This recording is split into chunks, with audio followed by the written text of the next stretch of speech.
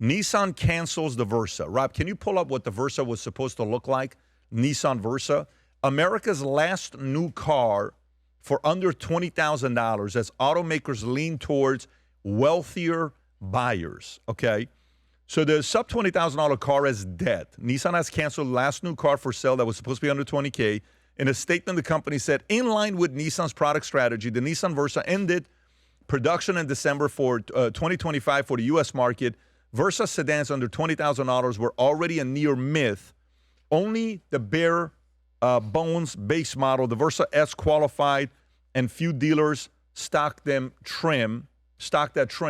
Its formal cancellation, however, means you can't order a new car under warranty for less than $20,000. The Versa joins a long list of compact model cars that were canceled in the recent years. The Chevy Spark, can we see what the Chevy Spark looks like, Rob? The Chevy Spark, America's latest least expensive new car for several years, left the market in 22. So did the Hyundai, wow. So did the Hyundai Accent. Let's see what the Hyundai Accent looks like. These all look like European city cars, don't they? Right. Then the Kia Rio and the Mitsubishi Mirage followed in 22. That looks like a good car, good starter car. And then the Mitsubishi Mirage, if you want to pull it up, KBB research showed that the Versa S, virtually impossible to find, the last sub $20,000 car. In 2017, they built 61 models priced at $60,000 or more. By the end of 2025, they built 114. At the other end of the market, in 2017, they offered 36 models priced at $25K or less. So is this a good move? Is this just a new reality? Mark, your thoughts on this? Well, again, we kind of have been talking quite a bit about free markets. And so if there was a demand for that and they could produce that car at a good profit, they would continue to do that. The profit margins of automobile manufacturers are extremely thin. We've talked about this. I believe they're single digits, right? So they're extremely thin. Most of the cars, a lot of the cars that they sell, specifically around the hybrid and EVs, are losses for them, right? And so they're dealing with governments forcing them to build certain types of cars. They take losses on those. Ford makes money back on their F-150s. They can even it out. But yeah, I would say back to the free market, right? If they could produce these cars at a good profit, they probably would. The reason why they can't is, again, because of the regulations. On Twitter, maybe in my echo chamber, I see quite a bit. In other countries, they have these like Toyota trucks that are like, everybody wishes they could get in the U.S. They're like $15,000 and they're really cool. And like, is this the one Humberto talks about? Can we pull up which ones you're talking? Toyota trucks. Yeah, it's like a Toyota truck. It's sort of like a military vehicle. Yeah, like $15,000. The Hilux, and these are in other countries, and people are like, why can't we get this in the United States for 15 grand or whatever, right? But they don't pass safety. They don't pass EPA. They don't pass whatever, right? And so, unfortunately, because of the regulations that we have here, just like we talked about with homes earlier, the cost to produce a car in the United States is just too expensive. And so it cuts out this bottom part of the market, not because I'm sure there's demand for a cheap car, but they can't produce it at a good margin. Tom, thoughts? Yeah, I agree with that, and I won't repeat it, but I'll bring something else up, is that the modern generation is increasingly getting to be a rental generation on vehicles. That too. You see kids are getting trained. I'll give you an example. Where Bailey goes to college, the campus is in a large U.S. city. However, there's not enough parking. So until you're a junior, you can't get a parking permit on campus because there's simply not enough space. Yeah. And so what most of the students do is they go Uber. And Bailey's got a credit card. I can see what's going on there. She's very good, keeps a very tight allowance, very responsible. But I see where she goes. Oh, they went down and saw the Astros. Why the hell would you go to the Astros? But okay. But she took, obviously she went with some friends, and guess what? Then I see her checking account, and I see, oh, $20 from this person, $15 for this person. Looks like Bailey paid, but got paid back. Okay. And I'm seeing the way, Pat, the youth and the new generation consumes automobiles, and they are increasingly permanent renters. We had a highly compensated woman that was here that was leading a technology project. She didn't own a car. And she had a high-end degree from a high-end school and was a high-end performer. But she was Uber here, Uber back, Uber to lunch. And so you also have the increasing with cost of insurance and need a garage, need a place to store it.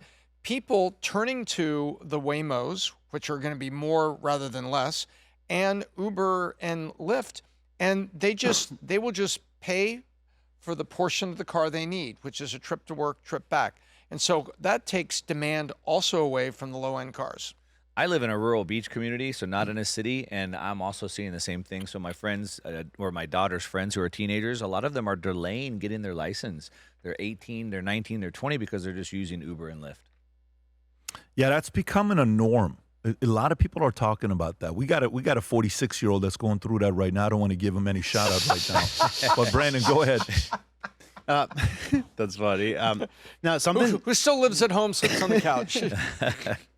something's deeply wrong here. Where like normally the laws of business or manufacturing or creating a product is that it gets cheaper and easier to make over time. So something's fundamentally wrong here with like the structure of things or something, like one piece of it where it's somehow getting more and more expensive to manufacture because you're supposed to be able to make it cheaper and then have better margins on it. So like you said, the fact that there's all these regulations involved, it also goes down to the cost of materials and like those are like a whole nother thing. Why that's expensive, like steel and components and copper and all that. But like this is a core function of the cost of living, like food, housing, transportation.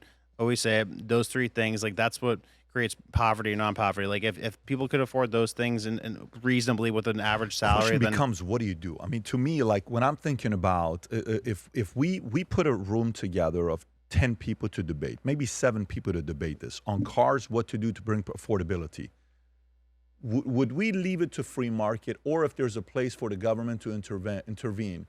Remember when EV companies were getting the $7,500 rebate, and it was kind of a thing that drove it.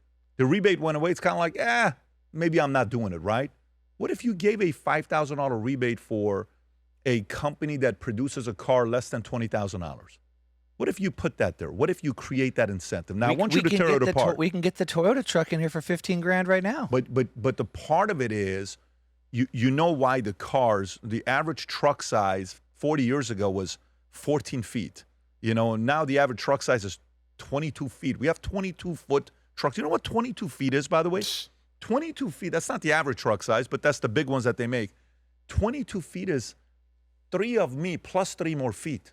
That's insane for a truck to be that big. So they created regulations for trucks to be bigger. But what I'm saying is they sit in a room, they eliminated some of this nonsense regulation that they have in place. And then the automaker problem that they have, Mark, is there is federal regulation, there is state regulation. So these automakers are sitting there saying, I'm not going to produce this car. Why? Forget about federal, whatever your laws are. California is the one that screwed me over. Right. So I'll produce the car, but for what? Kansas? For what? Idaho? I need to be in LA. I need to be in New York. I need to be in Illinois. And these are the places that are over-regulating. So then does the president come over executive order and no state can do this? So it's a little bit complicated. But if they were able to sit down, kind of like the Sanders and Hawley, and they're trying to figure out this 10% thing and debate it out, if we created incentives for companies to create less than $20,000 cars. Now I'm going buying a $19,000 car. Say the company gets a $5,000 bonus on the back end for producing a car like that. Now kids coming out of college can buy a $19,000 car. I don't know.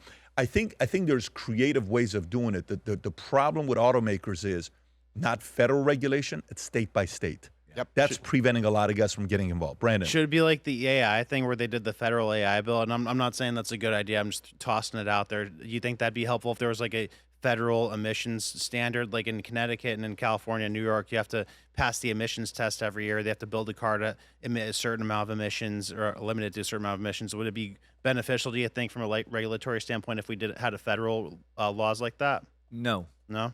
Why? And the reason why I'd say is we need less laws. We need less regulations. Yeah. And so the problem is we just continue to add more and more and more and more and more, and it gets too many. So I believe in Trump's first term, for every new regulation, I think 3 were removed. Yep. I think he's way outpacing that right now.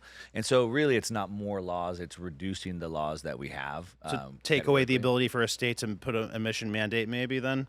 I mean, I'm not an auto expert, so I don't know all the different costs, but like we can certainly understand a lot of those. Why Toyota can't sell that truck in the United States? Right. Yeah, like that would be the question. But it's why, states. Why can't Toyota? You're right. It's a who good sells question you're cars in the asking, U.S. for sure. Why can't Toyota sell that car here? I agree. But it's truly, we've done this. You and I put this case study together. It's purely regulation by state, not federal. He controls federal. he doesn't control state. So even if he deregulates federal regulation, he can't deregulate state regulation. Newsom's going to sit in front of him and says, no, I want to keep this regulation here. If Newsom was okay losing Musk, you think he gives a shit about losing like a couple of these? No, he doesn't care about that kind of stuff. Tom, I'll give you final thoughts, and I'll do one story, and we'll wrap up. No, I agree with that. I mean, you take a look at what's happening with AI. The states are coming out with AI regulations on their own, which are complicating it. But some of the AI regulations got nothing to do with AI. It has to do with data centers increasing the cost of electricity for average communities. Because they put a data center here, it sucked all the Tom, can you talk about what Trump did with Microsoft? Oh, I love it. Just real quick, give that 1 minute on the way he managed that project with Microsoft. Microsoft, he negotiated with Microsoft, and Microsoft has agreed that they will not build data centers that put the burden of energy demand into a price increase on the consumer. That if they're building the data center, that they will figure out power. Either they'll self-subsidize or they will build their small nuke, Generation 5, Generation 6, I believe they're called, small nuclear reactor that's there to provide electricity for the data center. So that what happens is good expansion and creation of jobs, a data center. People say, well, it only creates so many jobs. Yeah, I've heard it creates 300 jobs to build it and then 30 jobs to live there. Okay, but it's jobs. But data centers use a lot of power. And when you use too much power, the surrounding area, the price of power will go up because there's a shortage. So Trump negotiated with Microsoft and said, hey, I want you to pay for the electricity so that you don't impact the affordability of the community. And guess what? They agreed. So this is good leadership without regulation because they came to an agreement on this without a law, without a regulation. I agree. What I would say, though, is they would love to do that, but the regulations prohibit them from building the smart nuclear reactors. I think of a quote from Ayn Rand. She said that when you have to ask permission to produce from men who produce nothing. Ooh. For those of you that run small businesses, this is one thing that most people are not aware of. We run a consulting firm, ourselves called Bet David Consulting, where we do engagements with around 10,000 businesses from 60 plus countries around the world. And this is 75% of our business. It's one of the best kept secrets we have in our company that no one knows about. If you come to our office and you see how we grew 9 employees just a couple of years ago to now 165 full-time employees, and if you go downstairs on where Bet David Consulting is at, the energy there is electrifying. If you're a small business owner yourself, anywhere between 10 million plus $500 million revenue, if you're on that range, and you want to find a way to get strategies, because each phase of a company goes through 5 phases, and each phase you have 5 challenges you face. If you want to know what those things are, go to betdavid.com, all the way to the bottom, fill out the information. We'll give you that 18-minute breakdown of what those 5x5 are, and then if there's a way we can help you take your business to the next level, whether you're raising capital, whether you have a compensation plan that needs to be readjusted. We just had the most incredible meeting last week with our firm on Tuesday and on Thursday, whether it's comp, whether it's LTIP, equity, whether it's expanding in a new market, regulation, marketing, podcast, different ways of getting your story out there. You want to learn more about how we can help you out, go to betdavid.com, fill out your information. One of our consultants at the firm will get a hold of you. If you enjoyed this video, you want to watch more videos like this, click here. And if you want to watch the entire podcast, click here.